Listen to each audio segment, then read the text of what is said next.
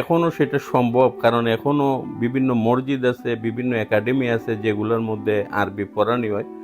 এদের ভিতরে যদি তুমি সপ্তাহে অন্তত একদিন 1 ঘন্টা কইরেও যদি বাংলা ভাষার একটা পরিচিতি দেও এবং এর যদি শিখাও, এটার থেকে ছোটো আস্তে আস্তে এরও বড় হইতে পারবে। কারণ আমরা যখন স্কুলও এরা শিখাইছি তখন তারা ক্লাস 1, ক্লাস 2, ক্লাস 3 থেকে পড়ছে।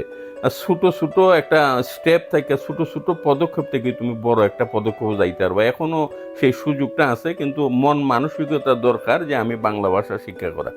আজকে যদি আমার বাচ্চাইতে বাংলা ভাষা থেকে বঞ্চিত হয়েছে, বাংলা কালচার থেকে বঞ্চিত হয়েছে, আবার দেখা যায় বড় একটা অংশ ইসলাম থেকেও বঞ্চিত হইল, এটার লাগে যদি আমরা এখন কোনো পদক্ষেপ নেই না, তাহলে আজ থেকে 20-30 বছর পরে এই বাচ্চাগুলা, এই পরিবার যেটা হইব না, এরা আমার মনে হয় না আর মুসলমান থাকবে।